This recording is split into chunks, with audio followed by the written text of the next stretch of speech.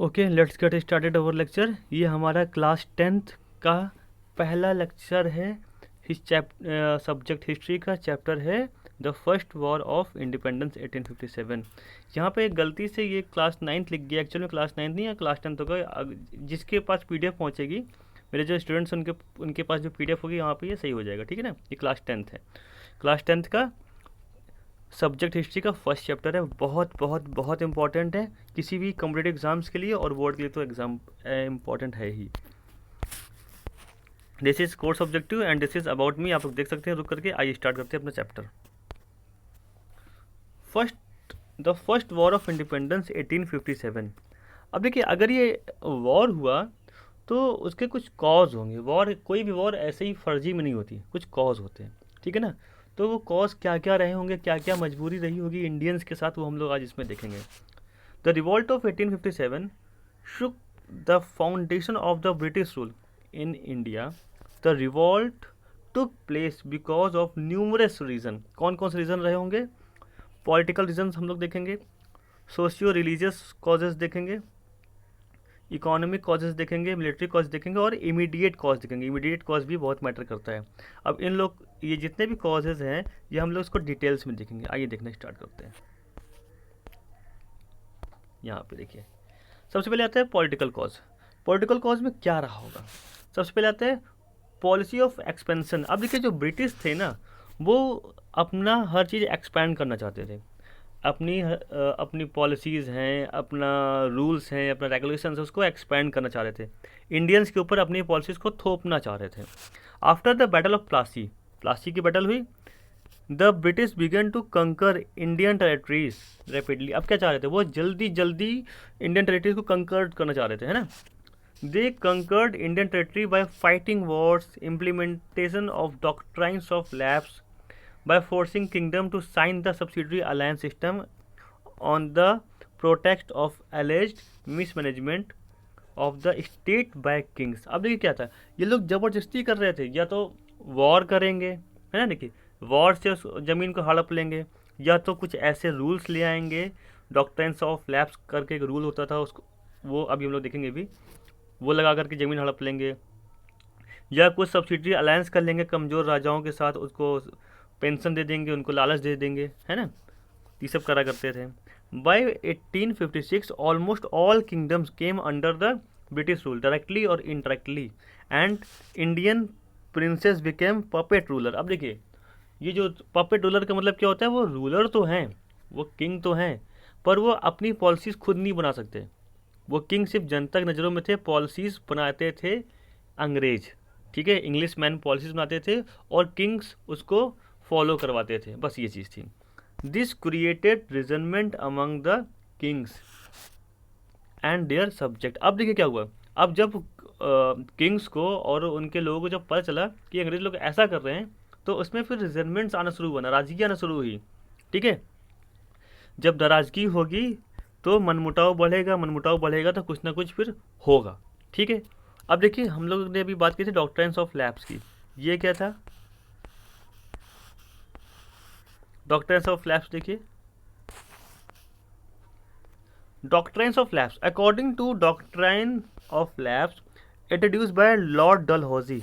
देखिए, जो लॉर्ड डलहौजी थे ना, ये गवर्नर जनरल थे, ठीक है ना, ये गवर्नर जनरल थे।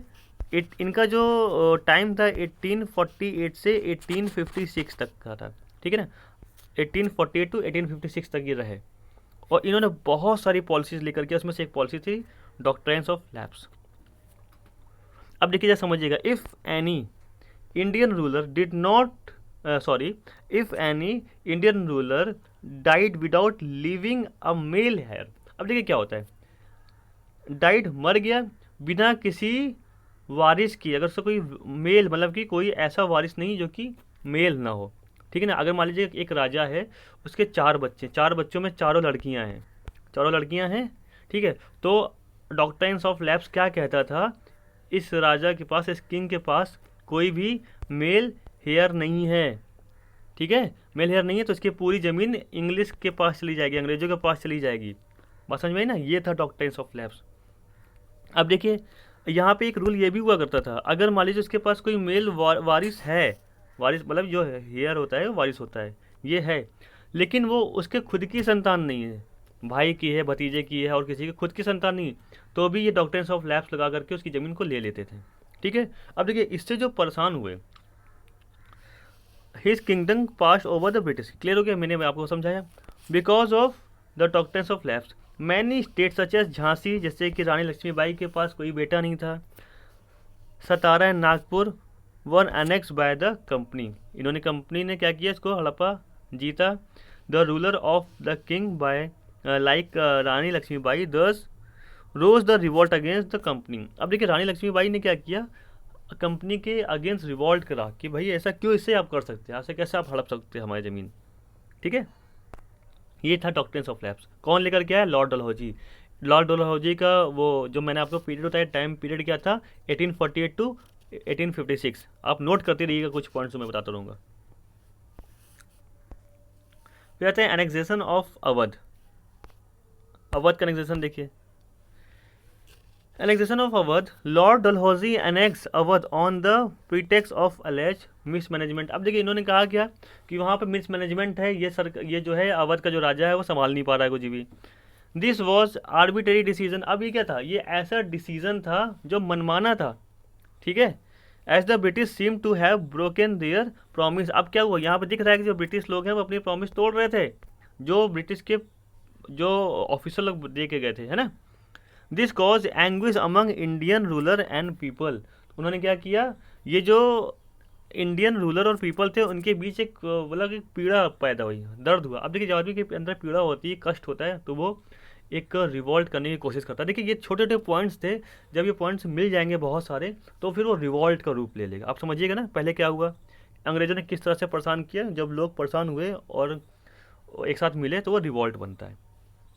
अब देखिए यहाँ पे क्या आता है, नई चीज़ यहाँ पे आती है, disrespect shown towards Bahadur Shah Zafar. देखिए बहादुर शाह जफर कौन थे, आपको पता होगा, मुगल रूलर थे, लास्ट रूलर बन गए, कैसे बने अभी हम लोग देखते हैं।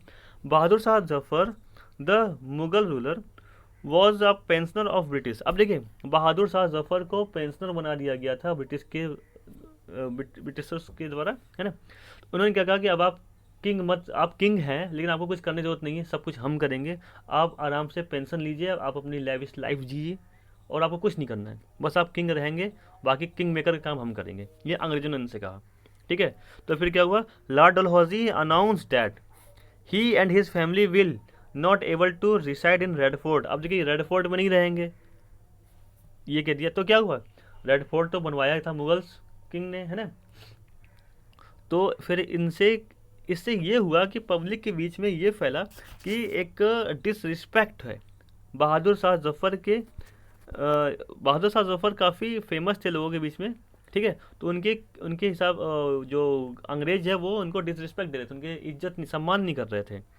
The name of Mughal king was remove from the coins. अब देखिए उस टाइम तक क्वाइन में मुगल का नेम चलता था, वो भी हटवा दिया गया, जो जो क्वाइन कंपनी मिंट करती थी, ठीक है ना, वो भी हट गया। ठीक है, Lord Canning declared Bahadur Shah Zafar as last king. अब लॉर्ड कैनिन ने क्या कहा कि ये लास्ट किंग होंगे, ठीक है ना, बहादुर शाह जफर लास्ट किंग होंगे, और जो इनके जो एंसेस्टर होंगे, सॉरी इनके जो डिसेंडेंट्स होंगे, इनके जो बच्चे होंगे, वो किंग नहीं बनेंगे, वो सिर्फ और सिर्फ प्रिंसेस या प्रिंस या प्रिंसेस ही कहे जाएंगे। ठीक है, तो इससे क्या हुआ, अब यहाँ से मुगल रूल भी ख़त्म होने पे पूरा आ गया है, क्लियर है। तो जैसे ही यहाँ पे आया the announcement of Lord Canning that the son of Bahadur Shah Zafar will not be recognise as the king filled the hearts of many Indian with anger against the British rule. अब देखिए तो क्या हुआ, अब जो बहुत सारे इंडियंस थे उनके अंदर फिर ये एक गुस्सा आई। ठीक है, अब देखिए बहादुर शाह जफर मुस्लिम थे, लेकिन उस टाइम हिंदू मुस्लिम में कोई भी भेदभाव नहीं था, बहुत प्यार से सब लोग रहते थे, ये तो अंग्रेजों ने किया बाद में।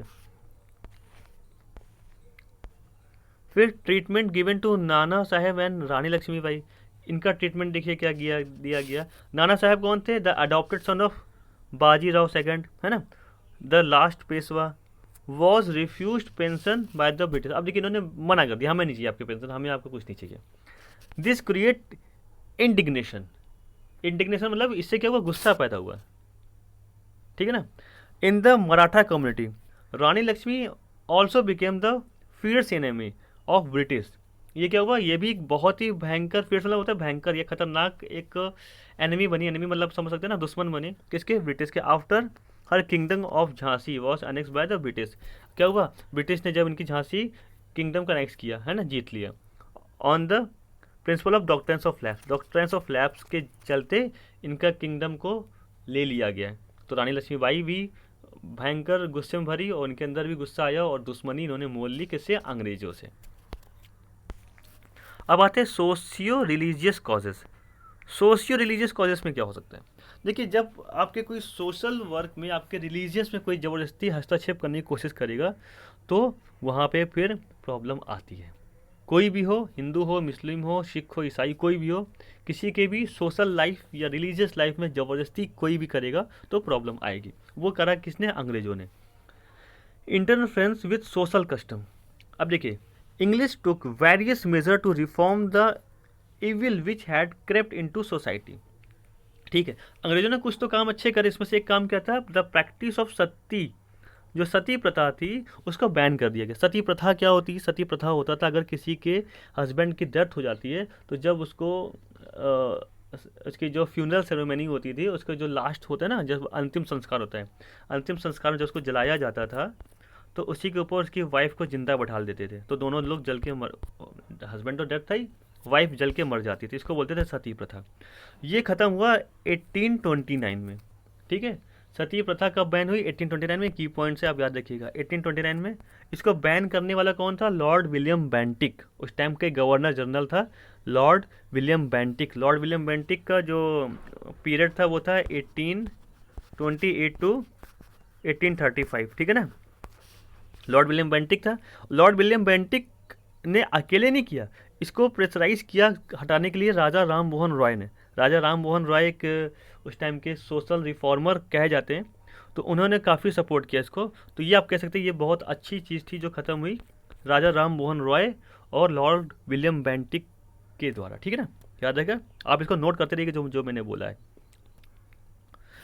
फिर द विडो रीमैरिज एक्ट, फिर ये विडो रीमैरिज एक्ट आया, ये कब आया, ये आया 1856 में। अब देखिए ये भी चीज़ सही चीज़ थी, विडो से कोई शादी नहीं करता था अगर बच गई तो। रीमैरिज एक्ट ये आया 1856 में। 1856 में कौन था, 1856 में क्या था, 1856 जब बना तो ये इस टाइम वाइस रॉय बन गए थे ना, अभी तक गवर्नर जनरल होते थे, तो अब ये वाइस रॉय हो गए थे। तो अब ये आए लॉर्ड कैनिन। जो लॉर्ड कैनिन आए उनका जो टाइम पीरियड था वो था 1856 टू 62। ठीक है, लॉर्ड डलहौजी जब हटाए गए तो लॉर्ड डलहौजी जो था वो सबसे आखिरी गवर्नर जनरल था। आखिरी गवर्नर नहीं कहेंगे, लास्ट सेकंड है ना, तो ये फिर ये गवर्नर जनरल यही थे। ये फिर ये कहते हैं जो लॉर्ड कैनिन थे ये वाइस रॉय बने, फर्स्ट वाइस रॉय बने। ठीक है, उस टाइम ये बनाया गया, वो हटा क्या, विडो रीमैरिज एक्ट पास हुआ, तो क्या था, विडो लोग रीमैरिज कर सकते हैं। ठीक है, the Indians disapprove the British interference their social system. देखिए ये सोशल सिस्टम खराब तो था लेकिन उस टाइम के हिसाब से लोग उसको सही मानते थे। ठीक है, तो इससे क्या हुआ, इससे उनके अंदर एक गुस्सा आया कि आप हमारे सोशल सिस्टम में क्यों टांग अड़ा रहे हैं। ठीक है, फिर आया policies of racial discrimination. Racial discrimination भी किया जाता था। The British racially discriminated against the Indians. The British believe that they are superior to Indian and follow the policy of contempt towards the Indian. Indian were ill treated and insulted. अब देखिए British लोग क्या चाहते थे, British लोग ये कहते थे कि हम आपसे ज़्यादा समझदार हैं, आप लोग एक नंबर के बेवकूफ़ हो, एक नंबर के गधे हो, आप लोगों को कुछ नहीं पता है, जो हम लोग कह रहे हैं वो आप करिए। ये बिल्कुल यही ऐसा ही इनका कहना था अंग्रेज़ों का। ठीक है, और वो लोग क्या करते थे, बहुत गलत तरीके से व्यवहार करते थे इंडियन के साथ और उनकी इंसल्ट करते थे। लॉ प्रॉपर्टी एक आया इन 1850। 1850 में आया लॉ ऑफ प्रॉपर्टी, है ना। 1850 के आसपास जो गवर्नर जनरल थे कौन था, लॉर्ड डलहौजी, मैंने आपको बताया था 1848 टू 1856, तो 1850 यहीं पे आता है ना। तो लॉ ऑफ प्रॉपर्टी आया उस टाइम। लॉ प्रॉपर्टी आया तो क्या था, a new law was passed according to which an Indian who had converted to Christianity. देखिएगा आप समझिए कि इनके माइंड में क्या चल रहा था। Christianity inherit the property of his ancestor Indian, अब देखो ये क्या था यहाँ पे, अब जो इनहेरिट इनहेरिट क्या होता है, ये होता है कि जो पैतृक संपत्ति होता है, मतलब किसी की बाप दादों की संपत्ति, है ना, समझ में आ रहा है ना क्या होता है संपत्ति, बाप दादों की जो ज़मीन होती है, जो प्रॉपर्टी होती है, ठीक है, एंसेस्टर जो प्रॉपर्टी होती है, उसको अगर आपको लेना है तो आपको सबसे पहले क्रिश्चियनिटी में कन्वर्ट होना पड़ेगा। ये चीज़ तो बहुत गलत थी, सच में बहुत गलत थी। तो इंडियंस ने इसको क्या बताया, this is the trick by the British to convert people into Christianity. ये इनकी ट्रिक थी क्रिश्चियनिटी में कन्वर्ट करने की, किसकी, अंग्रेजों की, ठीक है ना। तो ये सच में ट्रिक थी, इनकी ट्रिक हुई है, बहुत काम भी आई, बहुत लोग कन्वर्ट हुए, ठीक है।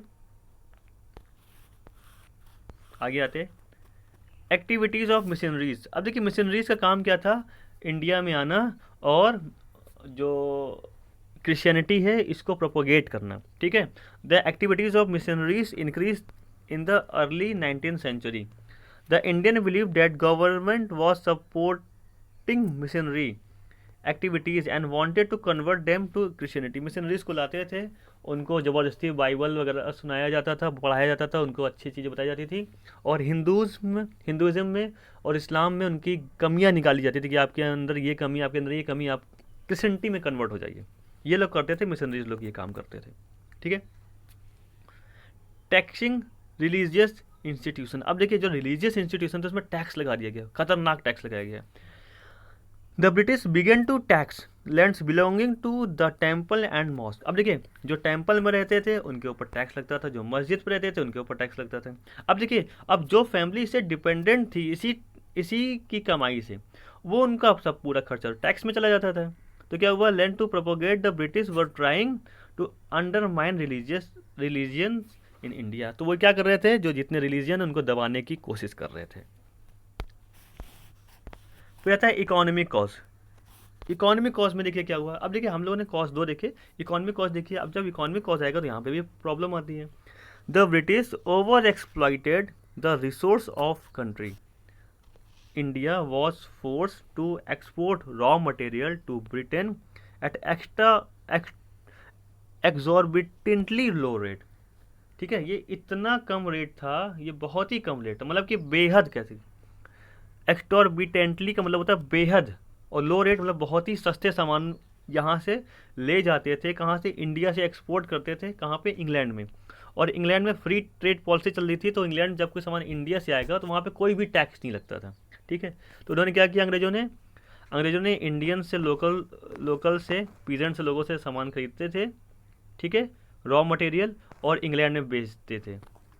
इंग्लैंड में भेजा, इंग्लैंड में उसका प्रोसेसिंग होकर सामान बन करके फैक्ट्रीज में वो वापस फिर उन्हीं को बेचा जाता था बहुत ही हाई रेट पे। पसंद में आया आपको, कैसे इंडियन से रॉ मटेरियल लिया, उसका सामान बनाया, उसको वापस फिर उन्हीं इंडियंस को बेचा गया बहुत ही हाई रेट पे। तो क्या हुआ, इनका जो इकोनॉमिक रिसोर्स था उसको एक्सप्लॉयटेशन किया जा रहा था एक तरह से, ठीक है। फिर क्या था, लो रेट और plantation product and fruit grain were export to Britain while no import duty were impose to readymade British goods. अब देखिए अब जो ब्रिटिश गुड्स आता था इंडिया में उसमें कोई भी इम्पोर्ट ड्यूटी नहीं लगती थी, लेकिन अगर इंडियंस अपना सामान यहाँ से वहाँ भेजेंगे तो भयंकर ड्यूटी लगाई जाती थी। High import duty were lived on Indian goods exported to Britain. तो क्या हुआ, इससे जो इंडियंस के जो जो इंडियन इंडस्ट्रीज थी, छोटी मोटी हैंडीक्राफ्ट इंडस्ट्री थी, वो बिल्कुल चरमरा गई, बेकार हो गई, क्योंकि उनका सामान इतना महंगा वहाँ बिकता था कि कोई इसको खरीदता ही नहीं था। अब देखिए कोई आदमी अगर हाथ से कोई चीज़ बना रहा है उसको बनाने में बहुत टाइम लगता है, ठीक है। अगर कोई चीज़ फैक्ट्री में बन रही मशीन से, तो मान लीजिए ये अगर 1 घंटे में एक बन रहा है तो ये 1 घंटे में 15 से 20 बन जाएगा। ये बिक रहा है 500 रुपये का, तो ये बिकेगा 250 रुपये का, तो आदमी इसको खरीदेगा। तो ये चीज़ करी अंग्रेजों ने इंडियंस के साथ, लेकिन क्वालिटी इसकी अच्छी होती थी इंडियंस वालों की। ड्रेन ऑफ वेल्थ का ड्रेन कैसे हुआ, the British after establishing their rule in Bengal began to purchase raw material from India meant to be export to England out of Indian revenue. अब देखिए इंडियन रेवेन्यू को ही लेकर जा रहे हैं, सामान यहाँ से लेकर जा रहे हैं इंग्लैंड में, वहाँ पे क्या कर रहे हैं, the salaries and pension of British officer were also paid from Indian revenue. अब देखिए जो यहाँ पे के जितने भी ऑफिसर थे, जितने भी ब्रिटिश पेंशनर, ब्रिटिश के ऑफिसर थे, सैलरीड पर्सन थे, वो इंडियन रेवेन्यू से ही उनकी सैलरी दी जाती थी। तो ये लोग और ज़्यादा उनसे काम करवाते थे और ज़्यादा टैक्स इम्पोज करते थे कि हमारी सैलरी बढ़ेगी। This mark the beginning of the drain of Indian wealth to Britain. इससे ये समझ में आया जो इंडियन की जितने भी पैसे थे वो ब्रिटेन जा रहे थे, जितने भी धन दौलत थी ब्रिटेन जा रही थी। फिर आता है DK of cottage and handicraft industry. जैसे मैंने आपको बताया किस तरह से लोग करते थे तो समझ में आपको आ गया होगा। The Indian handicraft industry began to decline because of the free trade policy. Free trade policy क्या थी, यहाँ सामान जाएगा वहाँ पे कोई टैक्स नहीं लगेगा, ठीक है। अगर वो इंग्लैंड इंग्लिश भेज रहे हैं, अंग्रेज भेज रहे हैं, फिर देखिए फिर क्या हुआ, the Indian goods were not able to compete with cheap English machine made goods. मैंने अभी आपको बताया ना, इंडियंस क्या थे, वो अपने हाथ से बनाते थे, हैंडीक्राफ्ट था, वो मशीन से बनाते थे। तो जो मशीन से बना हुआ सामान इतना सस्ता बिकता था कि जो हाथ से बना हुआ सामान था उससे कम्पीट ही नहीं कर पा रहा था। Further high trade duty were imported. ये तो मैंने आपको बता ही दिया था किस तरह से चल रहा था ना। High trade duty were imported to Indian goods entering Britain. अब देखिए अगर इंडियन गुड्स ब्रिटेन पे जाएगा बिकने के लिए तो वहाँ पे भयंकर ड्यूटी लगा दी जाती थी। तो इसका रिजल्ट क्या हुआ, this resulted in the loss of livelihood of millions of artisan and weavers. तो इंडियन के वेवर और आर्टिसन बिल्कुल ही बेकार हो गए। एक्सप्लॉयटेशन ऑफ इंडियन पीजेंट्री, ये कैसे किया देखिए। The British levied high tax on Indian peasantry. For example, the land revenue in Bengal were raised considerably by the British. अब देखिए इन्होंने क्या किया, लैंड रेवेन्यू तो बहुत बढ़ा दिया है ना, बहुत बढ़ाया। तो क्या हुआ इससे, many peasant had to sell their land. अब देखिए लैंड रेवेन्यू बढ़ रहा है, लैंड में कुछ काम हो ही नहीं रहा है, कमाई हो नहीं रही, सिर्फ रेवेन्यू रेवेन्यू दिए पड़े हुए, टैक्स दिए पड़े हुए। तो उन लोगों ने क्या किया, उन्होंने अपने लैंड को बेच दिया, लैंड को बेच दिया और वो चले गए। क्यों बेचा, as they are not able to pay increase land revenue. वो दे ही नहीं सकते थे भाई, उनके पास इतने पैसे नहीं थे कि वो दे पाए, अपना रेवेन्यू दे पाए। The trader and money lender, तो क्या हुआ, ये लोग जमीन जो बेचते थे किसको बेचते थे, ट्रेडर और मनी लेंडर को। वो क्या करते थे, वो सस्ते दामों में खरीद करके बन जाते थे owner, became the owner of land. अब देखिए जब वो ऑनर बन गए तो उन्होंने कुछ भी इंप्रूवमेंट नहीं किया, कुछ भी इंप्रूव नहीं किया, ना क्वालिटी इंप्रूव करी लैंड की, ना कुछ इंप्रूव किया। And the land as they were only concern with the collection of land revenue. उनका काम था, वो जो मनी लेंडर होते थे, जो ट्रेडर होते थे, उनका काम था पीजेंट से जाकर के रेवेन्यू लाओ, रेवेन्यू ना मिले तो लैंड लेकर के आओ। तो इस तरह से जो पीजेंट थे वो गरीब थे और बेहद गरीब और कर्जे में आ गए, तो मरने लगे। As the result the condition of the Indian peasantry डिटरोरेटेड।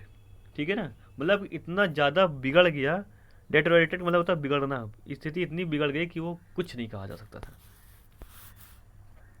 ये सेम पेज दोबारा आ गया है, सॉरी आगे देखते हैं। फिर आते हैं मिलिट्री कॉजेस।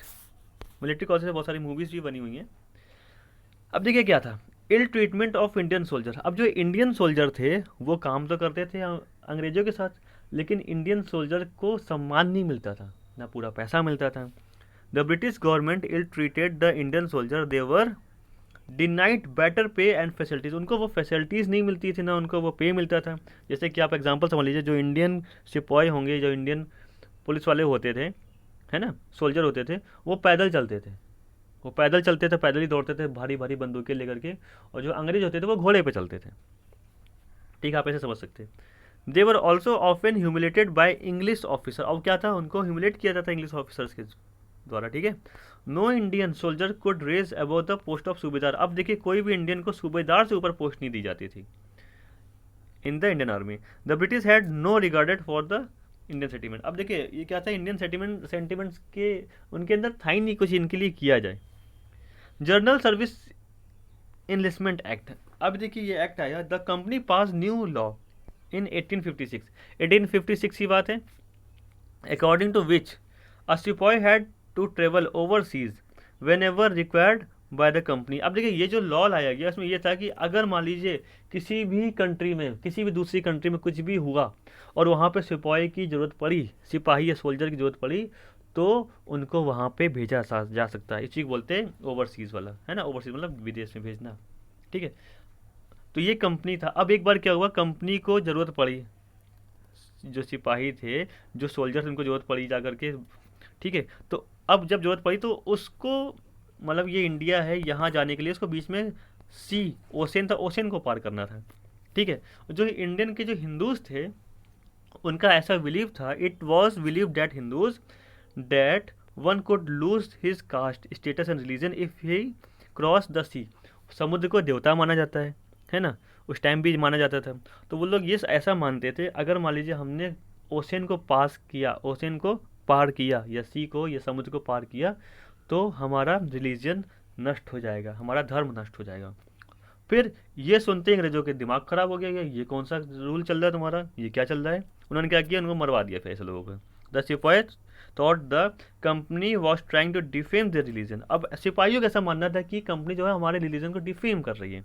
खैर ये अब तो ऐसा कुछ नहीं है, लेकिन पहले ऐसा था कि वो लोग समुद्र को नहीं पार करते थे, तो अंग्रेजों का दिमाग खराब हो गया। ठीक है, फिर आता है large proportion of Indian in British army. अब देखिए ये फ़ायदा हुआ कहाँ पे, ये फ़ायदा हुआ इंडियंस को। जो ब्रिटिश आर्मी थी उसमें ज़्यादा से ज़्यादा सोल्जर इंडियंस थे। अब सोल्जर जब दिमाग ख़राब होगा तो वो क्या करेंगे, it made it easier for the Indian soldier to take up arm against British. तो क्या हुआ, तो वो ब्रिटिश के खिलाफ जब भड़के तो सब एक साथ भड़क गए। ये फ़ायदा हुआ इंडियंस का। फिर deprivation of allowances, the post office act. अब देखिए एक आया पोस्ट ऑफिस एक्ट 1854 में। तो 1854 में कौन था गवर्नर जनरल, अभी मैंने आपको बताया था 1854 में 1848 से लेकर के 1856 तक लॉर्ड डलहौजी था ना, तो लॉर्ड डलहौजी लेकर के आया पोस्ट ऑफिस एक्ट। ठीक है, पोस्ट ऑफिस एक्ट से क्या हुआ, ये मिल गया प्रिविलेज, इनको मिल गया कि फ्री पोस्टेज करेंगे, इंजॉय बाय द सिपाही। जितने भी सोल्जर थे उनको पोस्टेज चार्ज नहीं देना था। The sipahi were also required to serve in area located away from their homes. ये लोग अपने अपने होम से बहुत दूर दूर तक सर्व भी करते थे। ठीक है, without extra payment and additional bhatta. This enraged the Indian soldier. ठीक है, तो इससे क्या हुआ, इससे भी इंडियन सोल्जर खफा हुआ, एक तो इतनी दूर रह रहे हैं, इतनी दूर रह रहे हैं, ऊपर से इनको कोई भत्ता नहीं मिल रहा है। ठीक है, ये चीज़ गलत थी इसके हिसाब से।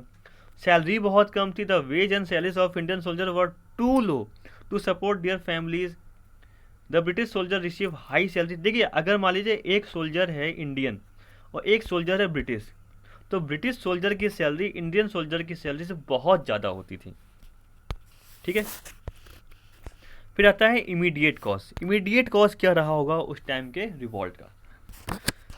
The British had introduce a new Enfield rifle. अब देखिए उस टाइम एक इनफील्ड राइफल आई थी आर्मी पे, जिसका यूज़ करना था सभी सोल्जर को।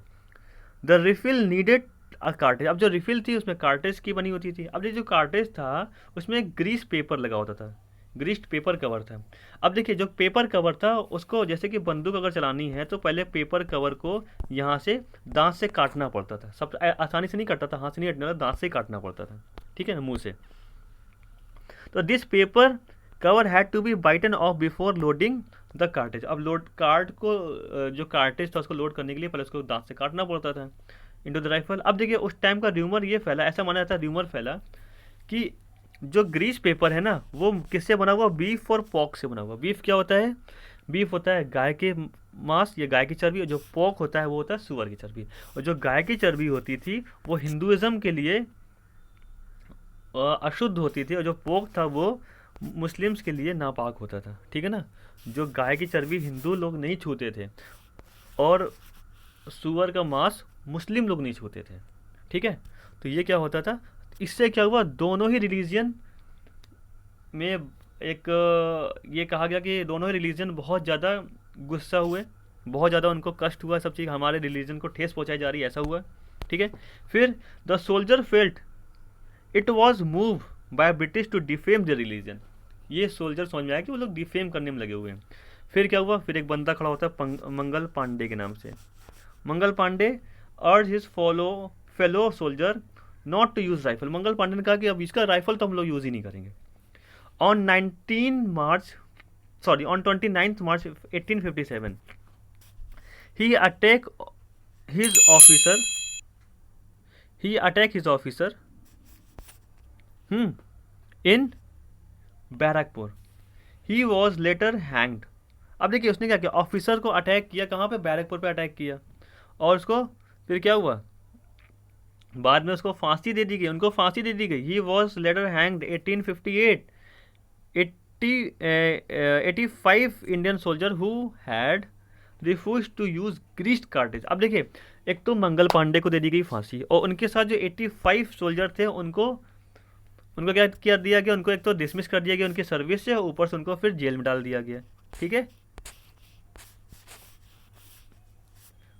This marked beginning of sipahi revolt in Meerut which later spread to the other part of northern India, ये माना गया। तो देखिए ये जो है ना, ये सेंट्रल इंडिया नॉर्दर्न इंडिया में बहुत फैला, बाकी और जगह तो नहीं फैल पाया था ये।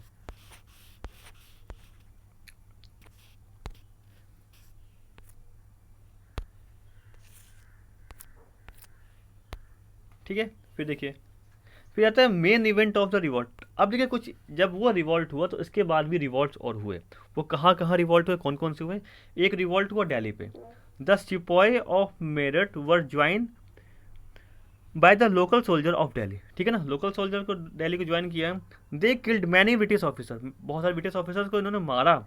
एंड डिक्लेयर्ड, अब देखिए जब इन्होंने मारा तो अब बात इनके पास ये आई कि हम लोग ग्रुप में तो है पर हमारा कोई नेता नहीं था। जब तक नेता नहीं होगा, क्योंकि अगर देखिए भीड़ की बात कोई नहीं सुनता है, लेकिन भीड़ में अगर कोई एक पर्सन बोलने वाला हो, इन सब की पूरी बात को कलेक्टिव फॉर्म में बोलने वाला हो, तो उसको नेता बोलते हैं। ठीक है ना, तो नेता नहीं था इनका, कोई लीडर नहीं था, तो इन्होंने क्या किया, लीडर किसको बनाया जाए समझ में नहीं आ रहा था। इन्होंने बहादुर शाह जफर के पास गए, तो बहादुर शाह जफर से बात करी।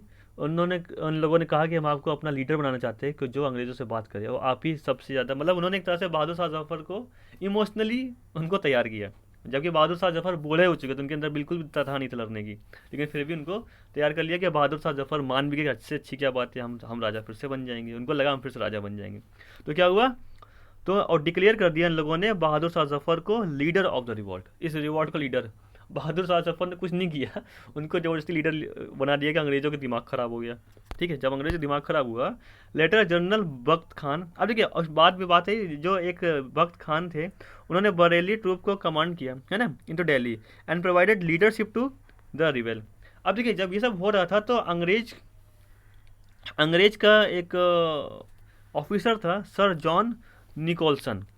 इसने क्या किया, after the recapture of Delhi by troop lead by जन सौर जन सौर सॉरी सर जॉन निकोलसन जो थे, उसने क्या किया, Bahadur Shah Zafar was found guilty of aiding rebellion. अब देखिए इसने क्या किया, बहादुर शाह जफर को गिरफ्तार कर लिया और गिल्टी गिल्टी फाउंड करी, मतलब उनको माना कि ये गलत कर रहे हैं और ये जो है रिविलियन को भड़का रहे हैं। फिर क्या हुआ, बहादुर शाह जफर के सामने ही उनके सारे बेटे और नाती पोतों को मार दिया गया, सामने ही मार दिया गया, और बहादुर शाह जफर को रंगून में भेज दिया गया मेहमान, जो कि बाद में उनकी भी डेथ हो गई 1-2 साल बाद।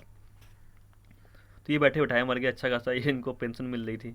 ठीक है, फिर अवध में देखिए क्या हुआ, on 30 May 1857 a great rising took place in Awadh.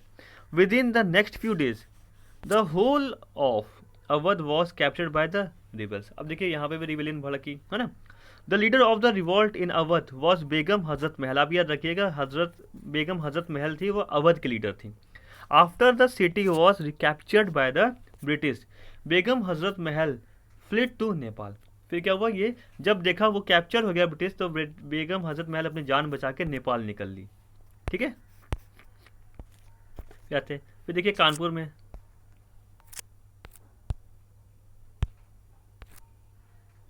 Kanpur में आते देखिए कानपुर में क्या हुआ।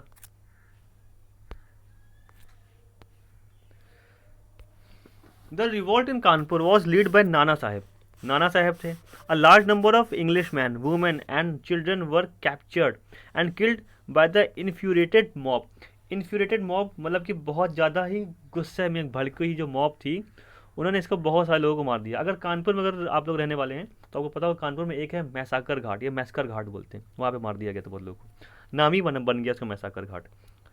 नाना Sahib was defeated by the British December 1857। 1857 में नाना साहेब डिफीट कर दिए गए, वो भी अपनी जान बचा करके भागे कहाँ, Nepal.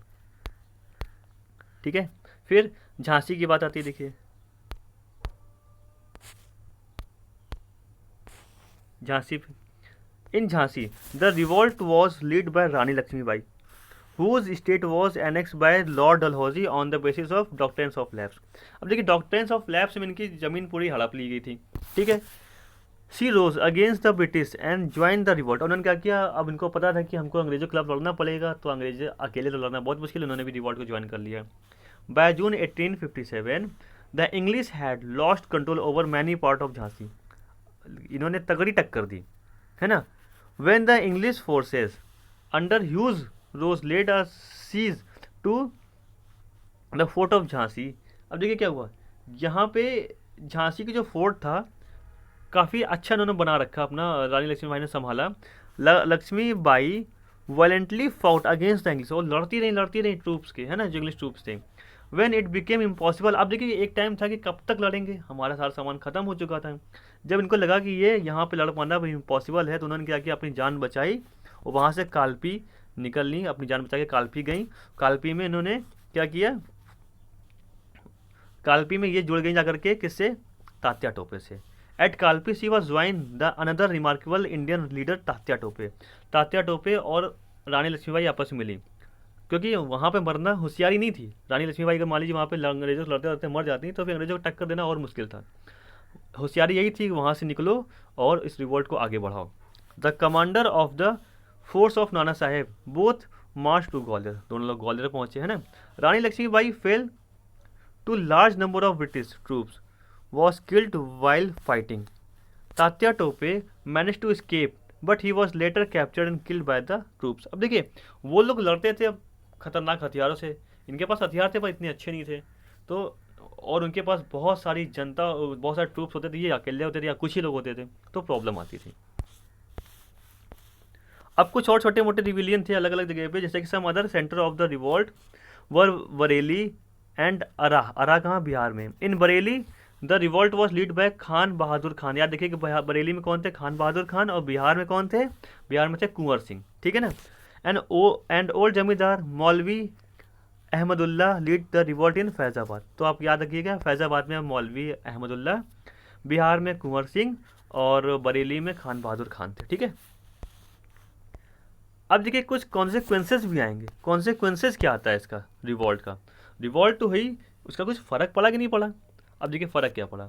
The revolt of 1857 was brutally suppress bye the British. अब देखिए ब्रिटिश ने इसको दबा दिया, इसको ज़्यादा वो नहीं करने दिया, इसको दबा दिया, ठीक है ना। The revolt brought for reaching affect of Indian socio political life, these were. अब रीज़न क्या था, अब देखिए इसमें से क्या क्या हुआ। क्या हुआ, सबसे पहले तो रिवॉल्ट का कुछ तो फ़ायदा हुआ। क्या हुआ, end of company rule, company rule ख़त्म। जब ये बात पहुंची इंग्लैंड में, ब्रिटिश ऑफिसर के पास पहुंची, तो उन्होंने क्या किया, उन्होंने कहा कंपनी यहाँ पे रूल नहीं करेगी, अब सीधे यहाँ पे क्राउन का रूल चलेगा। तो क्या हुआ, the power to govern India was transfer from company to British crown. अब कंपनी से ब्रिटिश क्राउन के पास ये पावर पहुँच गई, कंपनी काम खत्म, ब्रिटिश सब कुछ करेगा यहाँ पे क्राउन। ब्रिटिश क्राउन मतलब कि क्या, the board of director and the board of control of India were abolish. जितने भी बोर्ड ऑफ डायरेक्टर और बोर्ड ऑफ कंट्रोल थे इंडिया, वो खत्म कर दिए गए। And the office of the secretary of state for India was created. तो ये जो ब्रिटिश क्राउन के अंडर पे काम करता था, secretary of state for India, है ना, और the office of the secretary of state ये था, ब्रिटिश क्राउन के अंडर पे वर्क करता था। He was to look after formulation of Indian formulation of British policies in India. अब देखिए ब्रिटिश पॉलिसीज को इंडिया में जबरदस्ती थोपा जा रहा था। His salary and allowance were to be paid from Indian revenue. अब देखिए उसकी जो सैलरी थी, जो भी ये ऑफिस ऑफ सेक्रेटरी बना ना, इसकी सैलरी इंडिया के रेवेन्यू से दिया जा रहा था। The governor general in India now came to be known as viceroy of India. तो देखिए जो गवर्नर जनरल था वो वाइसरॉय कहा जाएगा। जो लॉर्ड कैनिन बना ना, लॉर्ड कैनिन अभी मैंने आपको बताया था कौन था, लॉर्ड कैनिन वही था जो विडो रीमैरिज एक्ट लेकर के आया था, ठीक है। Lord Canning widow remarriage act लेकर के आया। लॉर्ड कैनिन का जो टाइम पीरियड था वो कितना था, 1856 टू 1862, ठीक है। आप ये जब बोल बोल के याद करेंगे तो आपको याद हो जाएगा। फिर proclamation of Queen Victoria.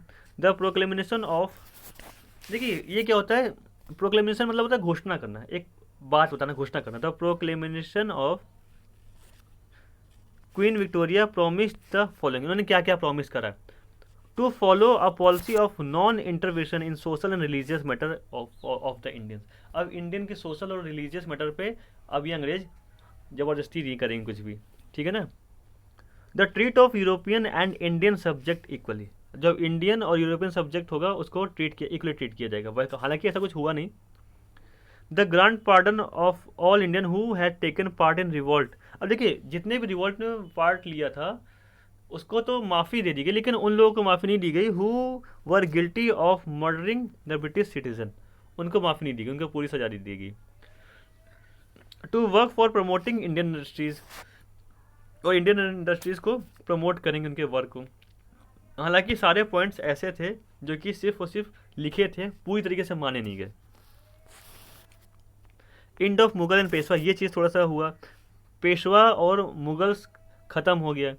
After the revolt the sons and grandsons of Bahadur Shah Zafar were shot dead, अभी आपको देखा था ना जब इन्होंने दिल्ली में जब हुआ था रिवॉल्ट, बहादुर शाह जफर के सामने उनके बेटे और उनके नातियों को मार दिया गया और इनको रंगून पहुंचा दिया गया, वो भी वहाँ पे जाके इनकी डेथ हो गई। The Mughal empire in India came to an end after the death of Bahadur Shah Zafar, Bahadur Shah Zafar मरे, सभी लोग मर गए। After Nana Saheb fled to Nepal, नाना साहब क्या हुआ, नाना साहब अपनी जान बचा के नेपाल गए। After the revolt the institution of peshwaship also came to end, अब देखिए ये पेशवा की भी इंस्टीट्यूशन खत्म हो गई। Two of the most formidable enemies of British were दस डिस्ट्रॉयड ड्यूरिंग द रिवॉल्ट, अब ये दोनों के दोनों बहुत ही जबरदस्त इनके दुश्मन थे, ये दोनों ही खत्म हो गए। फिर देखिए relation with princely state, the British abandon the doctrines of lapse, अब देखिए इन्होंने क्या कहा कि हम ऐसा है डॉक्ट्राइन्स ऑफ लैप्स को हम हटा दे रहे हैं, अब जो अलायंस है वो करेंगे सब्सिडरी स्टेट से, है ना, तो वही कहा गया the lapse and the subsidiary alliance system, the loyalty of the Indian princess during the revolt was rewarded, वो उनको लॉयल्टी दे दी गई, ऐसा माना जाता है, ऐसा कहा गया। Policy of divide and rule, अब देखिए ये क्या लेकर के ये लेकर के है डिवाइड एंड रूल, इन्होंने देखा भाई हिंदू और मुस्लिम बहुत अच्छी बन रही है, इनको सबसे पहले अलग करो, तो इनको अलग करने के लिए उन्होंने बहुत सारे ऐसे ऐसे छोटी छोटी बातें लेकर के जिससे इनके बीच में भाईचारा खत्म हो गया, दुश्मनी चालू हुई। As both Hindu and Muslim had participated the revolt, Hindu और मुस्लिम ने बढ़ चढ़ कर रिवॉल्ट में पार्टिसिपेट किया, बढ़ चढ़ करके, इन्होंने ये भी नहीं देखा कि तुम मुस्लिम हम हिंदू, ऐसा कुछ नहीं, बिल्कुल ज़बरदस्त तरीके से इन्होंने पार्टिसिपेट किया। ये अंग्रेज़ों को समझ में नहीं है भैया ऐसा क्या हो रहा है, इन लोगों में बड़ी आपस में बन रही है, तो वो चीज़ थी, वो अंग्रेजों ने क्या किया, इनको डिवाइड एंड रूल पॉलिसी अपनाई। The British began to follow the policy divide and rule, they not only created rift between the Hindu and Muslim but also between caste and various group, इन्होंने क्या किया, हिंदू और मुस्लिम के पीछे रिफ्ट तो बनाई और कास्ट और अलग अलग ग्रुप में भी बांट दिया, ठीक है। हिंदू से जाकर के मुस्लिम की बुराई करते थे, मुस्लिम से जाकर के हिंदू की बुराई करते थे, ये था अंग्रेजों का काम। रेशियल डिस्क्रिमिनेशन भी करते थे। The British subject Indian to insult and humiliation, Indian were dubbed as unworthy of trust, है ना। Railway compartment, park, hotel, clubs were reserve exclusively for the British, अब देखिए ये सब कुछ था, ये सब ब्रिटिश के लिए होता था, यहाँ इंडियंस जाना अलाउ नहीं था। जैसे कि आपको पता होगा मुंबई में होटल ताज है, वो होटल ताज उस टाइम खोला गया था अंग्रेजों के टाइम में, वहाँ पे अंग्रेजों को जाना अलाउ नहीं था, आप ये समझ लीजिए।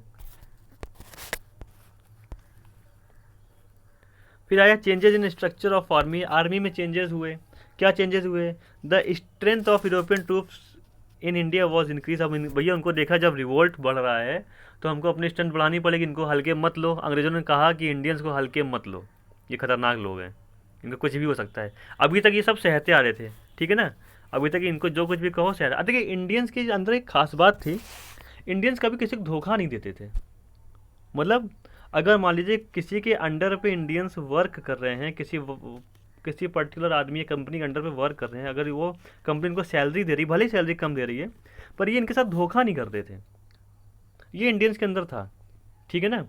ये टॉलरेट, इंडियंस के अंदर टॉलरेट करने की पावर बहुत ज़्यादा थी, वो अभी भी है, उस टाइम मतलब ये दबे कुचले नहीं थे, ये धोखा नहीं देना चाहते थे अपने मालिक को, वो मालिक चाहे अंग्रेज हो, चाहे मुस्लिम हो, चाहे कोई हो, धोखा जल्दी नहीं देते थे। लेकिन जब एक टाइम आदमी जब भर जाता है किसी चीज़ों से परेशान होकर के जब किसी कष्टों से भर जाएगा तो वो मजबूरन ही उसके खिलाफ बोलेगा। तो जब ये समझ लीजिए, जब ये अति का घड़ा भर गया तब इंडियंस ने इनके खिलाफ रिवॉल्ट चालू करा। तो European soldier were posted in की स्ट्रेटेजिक लोकेशन, ऐसे ऐसे जगह पर रखा जहाँ पे स्ट्रेटेजी लोग बनाते थे इंडियंस, तो उन्होंने वहाँ पे यूरोपियन सोल्जर को रखा कि जहाँ से जनता भड़क सकती वहाँ पे यूरोपियन सोल्जर को खड़ा करो। Artillery were placed under British control, जितने भी आर्टिलरी थी, तोप खाने थे, वो ब्रिटिश कंट्रोल के अंडर पे आ गए। Discrimination on the basis of caste, religion, region were practice in the recruitment of soldier in the army to prevent another anti British uprising. ठीक है, तो क्या किया गया, इन्होंने डिस्क्रिमिनेशन स्टार्ट कर दिया कास्ट पे, रिलीजन पे, रीजन पे, है ना, और रिक्रूटमेंट के टाइम कि बहुत हाई पोस्ट तक इंडियंस ना पहुँचे, सिर्फ ब्रिटिश ही पहुँचे। Newspaper, journal and nationalist publication were prevented from reaching the soldier. अब देखिए क्या हुआ, वो चाहते थे जो न्यूज़पेपर में जो जब खबर छप रही थी वो इनके पास ना पहुँचे, इनके पास पहुँचेगा सोल्जर्स के पास तो इनके अंदर फिर एक खून खोलेगा तो फिर रिवॉल्ट हो सकता है ना। वो कोई भी किसी टाइप की इम्यूनिटी नहीं चाहते थे। ये था अंग्रेज़ों का चाल। अब यहाँ पे जो सबसे अच्छी बात हुई वो आया राइज ऑफ नेशनलिज्म, राष्ट्रवाद की भावना। मतलब कि अभी तक राष्ट्रवाद की भावना कोई थी नहीं थी, अब यहाँ पे आई। मतलब अभी तक ये नहीं था मेरा देश मेरा भारत मेरी मिट्टी, अभी तक नहीं था। अब यहाँ से चालू हुआ मेरा देश मेरा भारत मेरी मिट्टी की भावना, यहाँ से आई। The revolt of 1857, its brutal suppress by British paved the way for the rise of the Indian national movement. The heroic struggle of the Indian leaders such as Rani Lakshmibai, Nana Saheb and Tatya Tope continue to inspire millions of Indians fight against the British rule in India. ये चीज़ हुआ जब इनकी कहानी पढ़ करके जो आगे के जो यूथ आए वो इंस्पायर हुए अंग्रेज़ों के खिलाफ लड़ने के लिए। ठीक है, अच्छा जी, कुछ लिमिटेशन थी। लिमिटेशन क्या थी वो हम लोग देखते हैं। The revolt was not widespread in nature, the western, eastern and southern part of India remains unaffected by the revolt.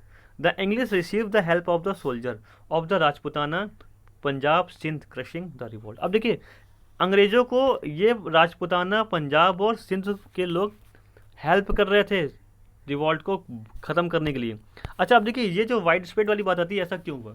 Reason ये था कि उस टाइम कम्युनिकेशन नहीं होता था। कानपुर में हुआ, मेरठ में हुआ, दिल्ली में हुआ, है ना, लखनऊ में हुआ। तो जब कानपुर में हुआ तो कानपुर के लोग तक पहुंचा, और कुछ दिन बाद लखनऊ में हुआ, कुछ दिन बाद दिल्ली में हुआ, है ना। सबसे पहले मेरठ में हुआ था, मेरठ में हुआ, फिर दिल्ली में हुआ, फिर लखनऊ में, फिर कानपुर में हुआ।